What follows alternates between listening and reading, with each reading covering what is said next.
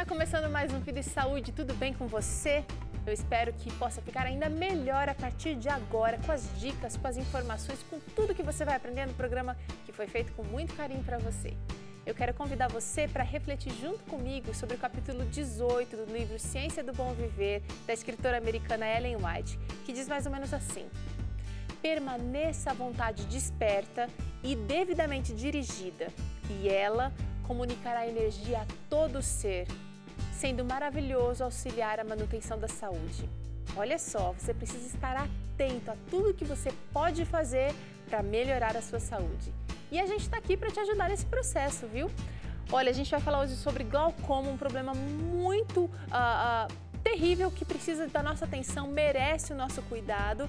E a gente também vai ter receita por aqui. Hoje você aprende esse delicioso hambúrguer de legumes e eu vou dizer já o que você vai precisar para essa receita. A gente vai usar aqui cebola picadinha, alho, vamos usar cenoura e abobrinha raladinhas. Aí a gente vai usar chia, 2 tomates picadinhos, azeitona, sal, azeite e farinha de rosca. Você pode fazer a sua própria farinha de rosca se quiser, é só pegar um pão amanhecido, especialmente se for pão integral, deixa ele dar uma tostada e aí você bate no liquidificador e vai virar essa farinha aqui maravilhosa, que é o que vai dar liga na nossa receita. E a gente tem aqui para conversar sobre o assunto de hoje, que é glaucoma, 2 especialistas, o oftalmologista Dr. Adnei Fecuri e também o Dr. Juarez dos Santos, que também é oftalmologista e já é parceiro do Vida e Saúde. Obrigada pela participação de vocês aqui sempre com a gente, viu? Prazer enorme. Estão com fome? Tá apetitoso. Dá para encarar um hambúrguer. Olha que lindo que fica.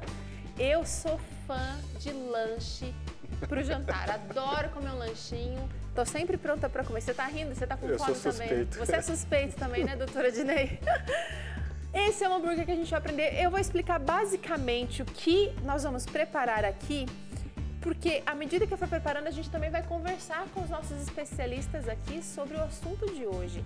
Então a receita consiste basicamente no seguinte: a gente vai refogar todos os nossos legumes e aí a gente vai colocar a chia, que vai fazer a vez de um ovo aqui, ela vai dar o ponto.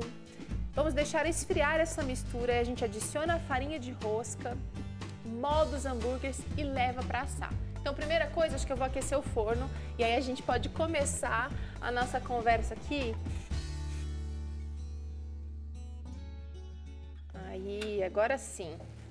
A gente vai para aquecer o forno e eu quero saber, doutor Juarez, o que é o glaucoma? Talvez seja uma das doenças mais famosas no ramo da oftalmologia, pela incidência, justamente pela incidência. Muita gente, eu tenho um dado aqui que diz que cerca de 900 mil pessoas no Brasil sofrem de glaucoma. E, no entanto, nem todas sabem. Exato, isso é uma estimativa, né? Porém, muitos não têm ainda o diagnóstico definido, né? Por não ter, às vezes, procurado um especialista para fazer esse diagnóstico, né? Quer dizer, é uma coisa desconhecida para muitos. Mas, por ser uma doença crônica, ela é insidiosa, isso vai aos pouquinhos desenvolvendo e muitas pessoas realmente podem perder a visão. E se por ser uma doença crônica, ela é uma das maiores causas de cegueira no mundo e de forma irreversível. Esse é um grande problema para a humanidade, né? Do glaucoma. Queria saber o seguinte: quais são os sintomas? Normalmente assim, a característica do glaucoma é assintomático. Isso é, a pessoa não tem um sintoma claro, não perceber. Porém, algumas pessoas às vezes têm o olho vermelho, acham ou percebem uma sensação diferente no olho, cansaço, parece uma dor no fundo do olho. Então isso talvez leve eles a procurar um especialista para fazer avaliação. E em muitos casos constata mesmo que ele tem um glaucoma, né? Mas isso talvez porque realmente ele já tinha, mas só alguma coisa chamou a atenção para que ele fosse procurar o especialista para fazer o exame, né? Doutora Adnei, não sendo possível identificar ou sentir nada com glaucoma, o que acontece no olho para ele se instalar? Bom, o glaucoma, ele nada mais é do que a pressão intraocular levando a uma lesão no nervo óptico. Nós temos um líquido que circula no olho, chamado humor vítreo, que é absorvido, drenado entre a íris, o colorido do olho, e a córnea. Na maioria das vezes, pela drenagem diminuída, isso aumenta a pressão desse líquido dentro do olho, lesionando o nervo óptico, onde toda a retina se ajunta, forma um nervo para levar a imagem para dentro do cérebro. Certo. Dentro desse nervo tem artérias e veias formando um canal chamado de escavação óptica. E o glaucoma nada mais é do que essa escavação aumentando de tamanho, tomando conta do nervo todo. Se tomar conta do nervo todo, perdeu a visão. O nervo não tem cirurgia, não tem transplante, não tem nada que retorne isso daí. Ainda não temos. Quem sabe um dia a terapia com células-tronco possa resolver em parte, mas por enquanto não. Então, a primeira ideia do glaucoma é ver como é que está a pressão e como é que está o nervo óptico. Tá. Você já está falando aí de diagnóstico, né? Quantas pessoas chegam no seu consultório, doutor Juarez, dizendo, olha, estou desconfiado que eu estou com glaucoma, já que ele é assintomático? É difícil, né? Às vezes a pessoa vai no consultório por outro motivo. O mais comum é isso, ele vai por outro motivo, porém no exame você pode identificar alguma dessas alterações e por isso você já tem essa suspeita. E aí, lógico, tem exames específicos para você concluir esse diagnóstico, né? Pode falar, doutor, você está... Não, a maior parte das pessoas que no consultório a gente tem diagnosticado como glaucoma, não vão reclamando de glaucoma ou de qualquer sintoma. E por uma questão de uma boa conduta, a gente faz uma pequena investigação se realmente tem algum tipo desses sintomas característicos, dessas características, de sinais característicos. E daí faz exames mais acurados para chegar à conclusão. Será que existem fatores de risco, doutor Juarez, que podem predispor esse paciente ao glaucoma? Por exemplo, idade avançada.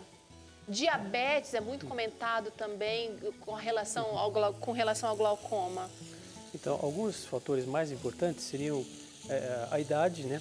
Realmente, com o decorrer da idade, a prevalência é maior por alterações da própria estrutura do olho, até mesmo, por exemplo, o aparecimento de uma catarata. E conforme o desenvolvimento dessa catarata pode alterar a estrutura do olho, o que nós chamamos de ângulo entre a íris e a córnea, e esse espaço fica um pouco menor e dificulta a saída, a drenagem do líquido, né? Então isso favorece o desenvolvimento aí do glaucoma.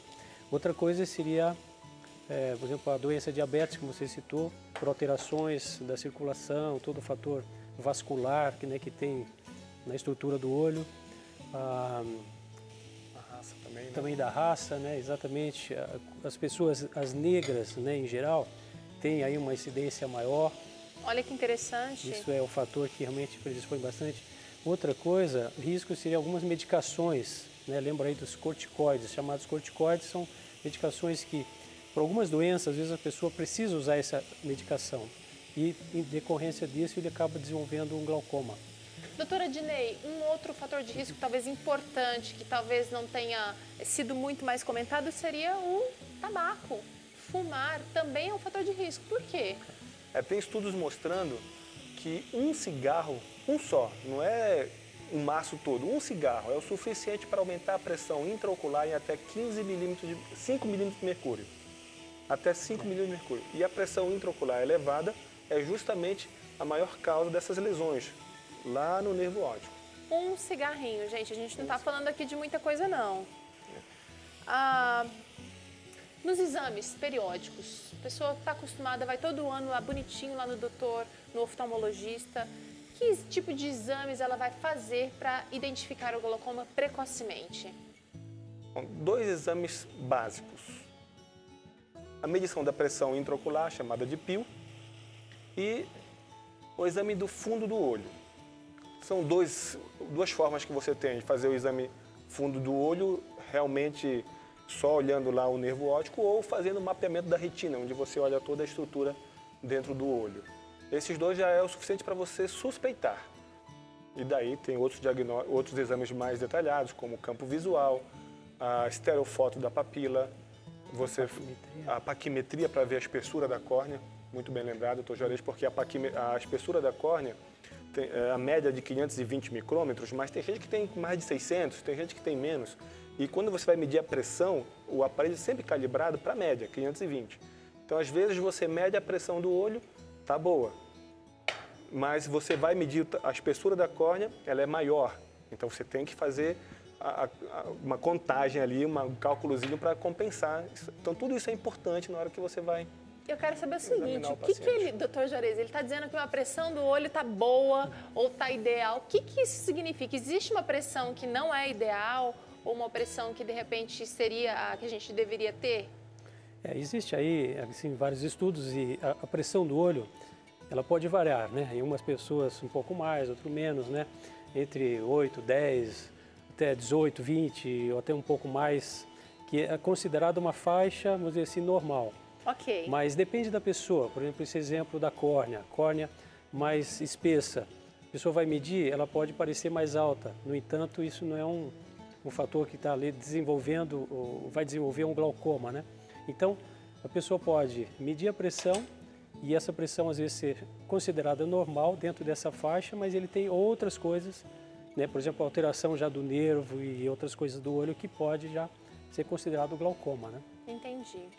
Olha, eu tô aqui quase chegando, acho que no ponto aqui do nosso hambúrguer de legumes. Está tudo bem refogadinho. Eu coloquei a chia por último.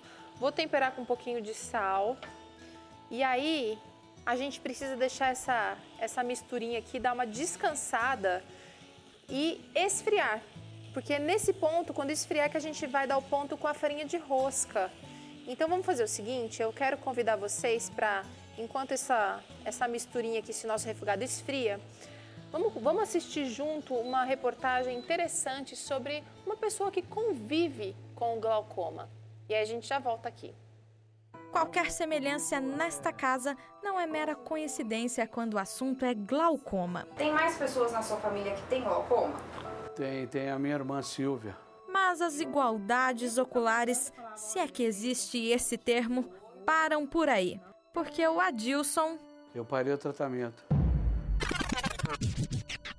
Enquanto o Adilson pensa no que ele fez, só para você aí de casa entender o que é o glaucoma, o doutor explica pra gente. O glaucoma é uma doença que leva à perda de campo visual por perda de fibras do nervo óptico, meio complexo, né? Na verdade, o nervo óptico é o nervo que leva toda a informação para dentro dos nossos olhos. Quando a gente vai perdendo fibras, a gente vai perdendo um pouco de campo de visão. Então é como se você tivesse um quebra-cabeça e você vai perdendo cada pecinha periférica inicialmente, até essas pecinhas irem fechando e num glaucoma avançado você perder totalmente a visão. A verdade é que o Adilson não conseguiu terminar o tratamento por conta da correria da profissão e do atendimento precário da saúde pública na cidade do interior onde eles moram. Já a Silvia não mediu esforços quando viu que a glaucoma é coisa séria e poderia levar a consequências como a cegueira. Eu falei, ai meu Deus, a visão é tudo pra mim. A visão é muito importante pra gente, não, eu vou correr atrás. O glaucoma ele não tem cura, é uma doença crônica, mas tem tratamento. Então existem pacientes que a gente pega, inclusive na fase pré-glaucoma, ou seja, que tem tudo para desenvolver o glaucoma, mas a gente já descobriu que ele ainda não tem o glaucoma, a gente começa a tratar. E ele infelizmente tem que tratar a vida toda, mas ele fica nesse estágio tudo tranquilo. Agora, se o paciente não trata, vai havendo uma deteriorização. Com colírios a gente tenta inicialmente, mas muitas vezes só com o colírio não consegue, a gente tem que fazer uma cirurgia para diminuir essa pressão.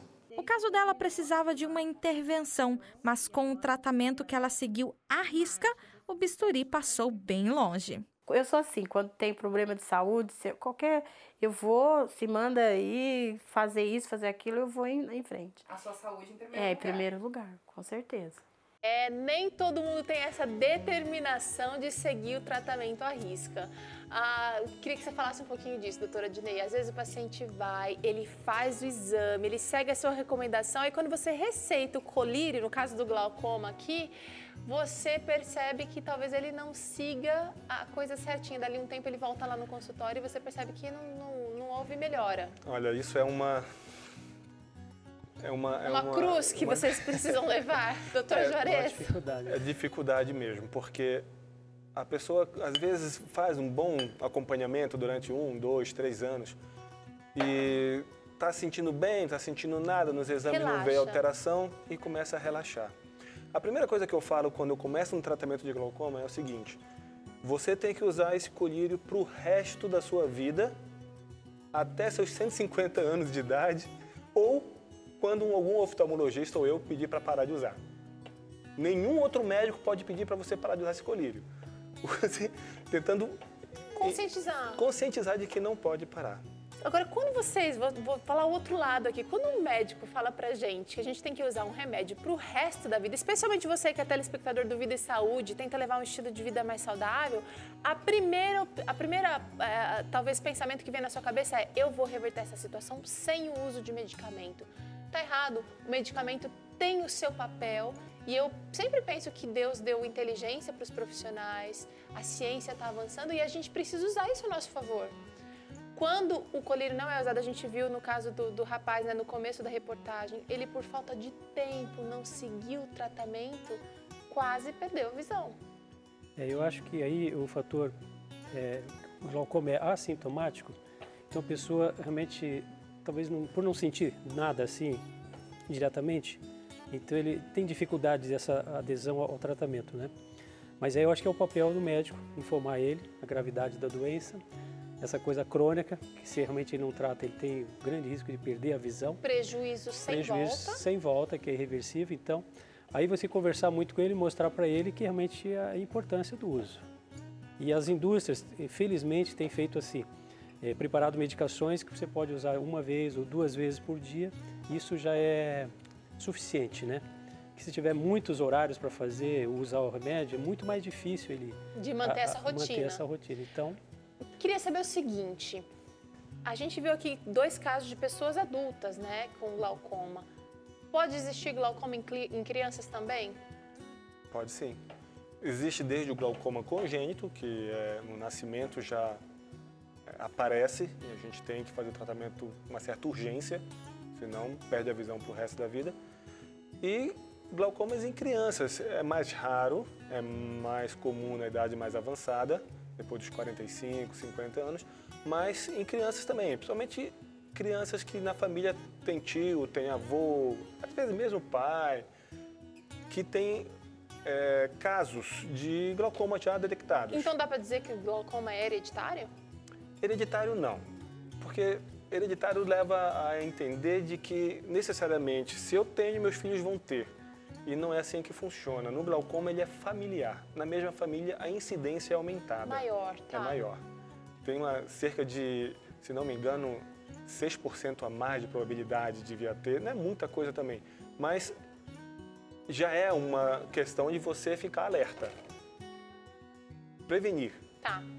Não tem jeito. Doutor Juarez, quero saber o seguinte: uma pessoa com glaucoma que está fazendo acompanhamento, que está seguindo direitinho, qual é o intervalo ideal entre uma consulta e outra para fazer esse controle bacana? Acho que primeiro é assim, quando que ele é diagnosticado? Se é numa fase bem inicial, uma frequência menor. Se já numa fase mais tardia, ele precisa de frequência menor.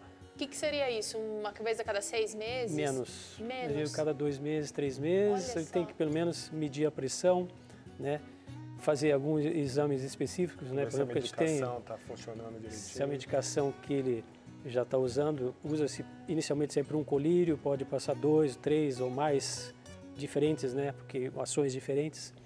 E aí ele tem que fazer esse acompanhamento com o médico. O médico vai determinar para ele quanto essa frequência precisa ser, né?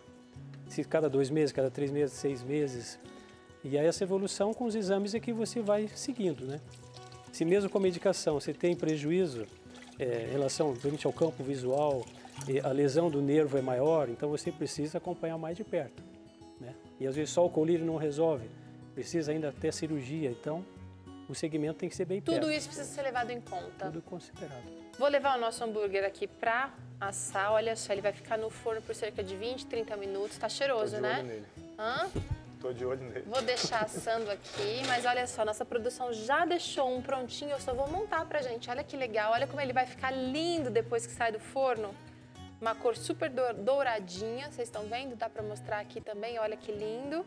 E agora eu vou montar um sanduichinho básico com, olha, tem até ketchup que a gente fez em casa aqui. O ketchup é receita, você pode encontrar lá no Vida e Saúde, no blog do Vida e Saúde, novotempo.com/Vida e Saúde. Quase que eu cortei meu dedo aqui, gente. E você pode colocar... Pronto. Agora a gente vai passar maionese vegetal. É aquele creme vegetal que você encontra para comprar já prontinho, ou você pode fazer em casa também. E vai montar do seu jeito. Pode colocar um alface, se você preferir, pode colocar rúcula, pode colocar o que vocês preferirem. Hoje eu trouxe alface americana, tá, gente? Então, alface acho que é a pedida mais comum, né? Todo mundo gosta de alface. Alface, tomate, você pode colocar, a gente trouxe aqui, olha, um queijo vegetal. Que também é uma opção cada vez mais constante, está mais fácil da gente encontrar. Vou colocar um pouquinho desse ketchup, que é um molho de tomate com um pouco de melado e um pouco de limão.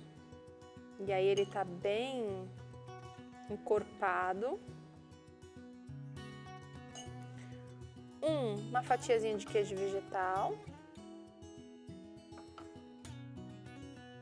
Pronto. E o hambúrguer, já estava esquecendo do hambúrguer, gente, não podemos. Douradinho. Olha que delícia. Prontinho. Aí, olha que dica legal, você vai colocar um palitinho assim para prender, porque... Para ficar bonitinho também e também para não deixar ele todo escorregadio. Olha, o meu já está escorregando. Fica mais fácil de comer sem fazer bagunça. O bom de sanduíche é bagunça, Tiro. O bom do sanduíche é bagunça, tá certo, doutor. Mas a gente vai tentar fazer bonitinho aqui, tá? Ser educado, entendi. Pronto. Vamos sentar para comer? Pra gente experimentar essa delícia? Quero convidar vocês para ir lá. Esse nosso aqui tá quase pronto também, tá cheiroso. Doutora Dinei, a gente estava conversando ali da importância, por favor. Obrigado. Olha aqui, doutor Jarez. Ok. Receitinha legal para fazer com os filhos também, hein? Com as filhas, né, doutora Dinei? A minha coleção dá para fazer bastante. Olha só. A gente estava falando da importância, no caso do glaucoma, o diagnóstico precisa ser verificado pelos exames que vocês fazem no consultório, mas muito também pela pressão. Existe alguma coisa que a gente pode fazer, que pode alterar, que pode interferir na pressão, tanto para o bem como para o mal? Sim, com certeza. Fora a medicação específica para pressão, para baixar a pressão do olho, tem uma medicação que o Dr. Jarez já citou, que aumenta a pressão, que é medicações à base de corticoide. Já citei também, sabe-se hoje em dia que o cigarro aumenta a pressão do olho, então evitar cigarro não tem nível de uso que seja aceitável. E isso estou falando só de olho. Aliás, são duas doenças causadas pelo cigarro que levam à cegueira. Glaucoma e doença macular relacionada à idade também é um dos fatores predisponentes ao cigarro. Então, tem estudos bem feitos demonstrando isso. E tem uma coisa que eu gosto muito, um fator que eu gosto muito preventivo ou para baixar a pressão do olho, que é o esporte. O exercício aeróbico abaixa a pressão intraocular. Olha que e o detalhe é o seguinte, o último estudo que eu li sobre o esporte baixando a pressão intraocular, eu sempre recomendei meus pacientes a fazerem caminhadas, pedalada, corrida, mas o estudo mostrando que o esporte intermitente, variado, você correr um pouco, pedalar um pouco, andar um pouco, fazer uma mudança de estilo, às vezes no mesmo dia, baixa a pressão melhor do que aquele feito da mesma constância. Essa é uma coisa bem interessante, que ajuda não então, só o olho... Então, correr e caminhar é melhor do que só correr. Só correr ou só caminhar. Isso é uma coisa bem interessante que chegaram a essa conclusão. E a gente sabe que o esporte em si, Vai trazer outros caminhada, benefícios. tem muitos sempre, outros sempre. benefícios, mas inclusive para o olho. Que a gente fala assim, mas o que tem a ver esporte com o olho? Tem a ver. Eu lembrei um fator que é a apneia do sono. A apneia do sono é quando a pessoa realmente, no dormir, vai ter um período que ele realmente para ali um pouquinho de respirar. Isso é um fator também que altera toda a circulação em relação ao nervo óptico, né? E isso pode trazer um prejuízo, levando ao que, acentuando aí a pressão ocular? A pressão ocular e aparecimento do glaucoma. Olha que interessante, um fator que a coisa bem gente realmente importante. não tinha nem abordado aqui. Tá certo, quero agradecer a participação de vocês. Vocês podem se experimentar aí o hambúrguer, tá uma delícia, já provei aqui. Ó, você faz aí a sua versão em casa, mesmo quem não gosta de abobrinha, deve fazer esse hambúrguer, porque está maravilhoso. E é claro que se você realmente não quer fazer com abobrinha, não gosta, faz a sua versão aí e conta pra gente como é que saiu, tá bom? Todos os ingredientes, quantidades, procedimento, passo a passo e todo esse programa aqui que você assistiu sobre glaucoma estão lá no nosso blog, novotempo.com/vida e saúde. E aproveita, quando você estiver lá no nosso blog, acesse, olha, clica nesse ícone aqui da revista e você vai receber esse material aí na sua casa. É só colocar os seus dados sem custo nenhum, não vai ter surpresa no final da conversa, no final do clique, tá bom? Vida e Saúde vai ficando por aqui, eu quero agradecer a participação de vocês de coração e lembrar você que é preciso ir ao oftalmologista para ver e para identificar o glaucoma no estágio mais inicial possível, tá bom? A gente se vê no próximo programa, até lá, tchauzinho!